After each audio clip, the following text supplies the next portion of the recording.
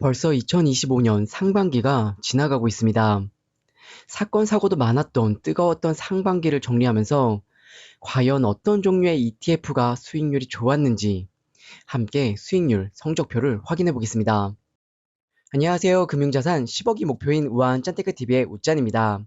오늘도 투자에 도움이 되는 정보를 지금 바로 얻어가세요. 좋아요와 구독 그리고 따뜻한 댓글은 항상 감사합니다. 2025년 상반기 투자 성적표를 확인할 때 가장 먼저 확인해야 할 ETF는 바로 미국 지수를 추종하는 S&P 500과 나스닥 100 그리고 DIA ETF입니다. 개인적인 투자 성과를 평가할 때도 S&P 500을 기준으로 잘했네 또는 아쉬웠네를 판단하곤 하는데요.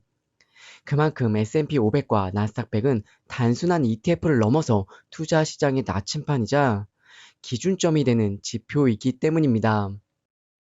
25년 상반기 정말 많은 일들이 글로벌적으로 벌어졌습니다. 글로벌 시장의 불안정한 흐름 속에서도 주요 미국 지수 ETF들은 선방을 했는데요.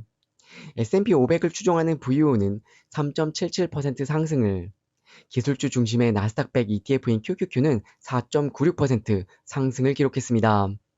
반면에 다우존스 산업 평균 지수를 추종하는 DIA는 1.98% 상승에 그치면서 상대적으로 낮은 상승률을 보여줬는데요.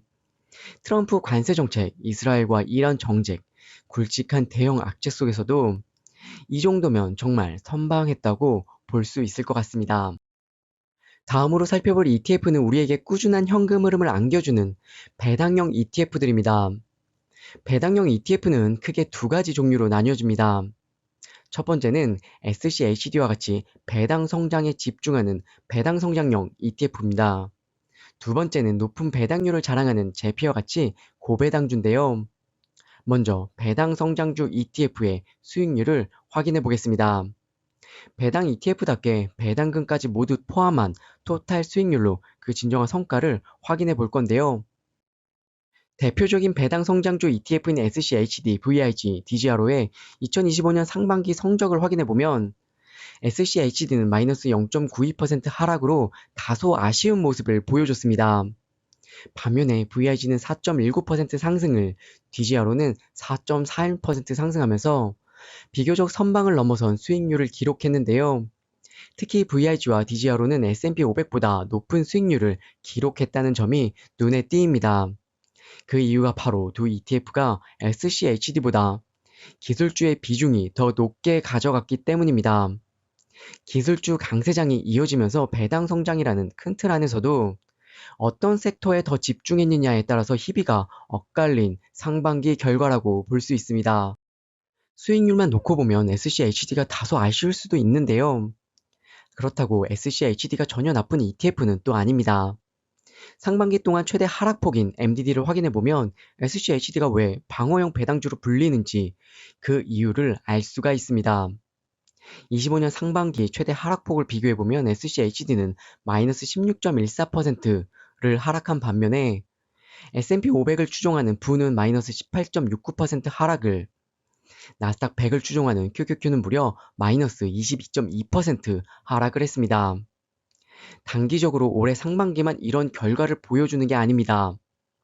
최근 5년을 보더라도 SCHD가 S&P 500이나 나스닥 100보다 최대 하락폭이 훨씬 더 낮았습니다. SCHD가 시장의 큰 하락 속에서도 주가의 변동성을 줄여줄 수 있다는 큰 장점을 갖고 있는 ETF입니다. 다음으로 고배당주인 제피와 잽큐를 확인해 보겠습니다. 제피는 S&P 500을 기반으로, 잽큐는 나스닥 100을 기반으로 하는 커버드콜 ETF인데요.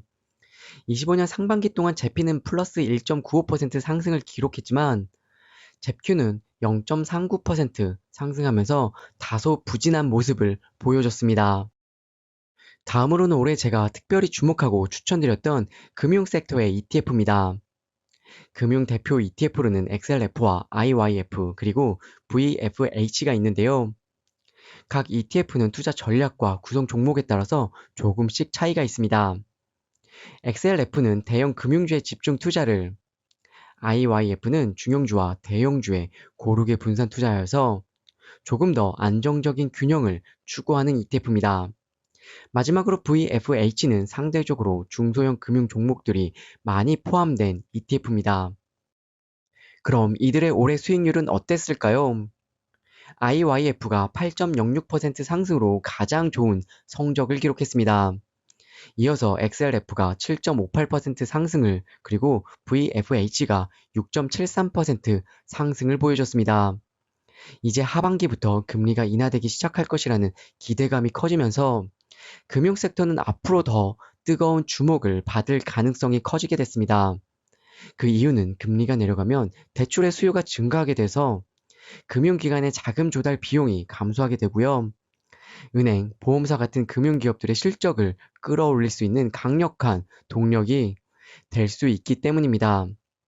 상반기 동안 S&P 500과 나스닥 100보다 금융섹터 ETF들의 수익률이 더 좋게 나왔는데요.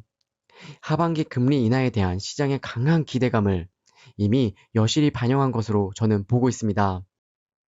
다음으로 살펴볼 ETF는 서학 개미들의 뜨거운 사랑을 받고 있는 기술주, 그 중에서도 대외 정세에 가장 큰 영향을 많이 받고 있는 반도체 ETF입니다. 대표 ETF는 XOXX와 SMH가 있습니다. 작년에는 엔비디아와 TSMC의 비중이 상대적으로 높았던 SMH의 압승이었는데요. 과연 올해 상반기 결과도 비슷했을지 같이 확인해 보겠습니다. 25년 상반기 동안 SMH는 10.99% 상승을, SOXX는 8.57% 상승을 기록했는데요.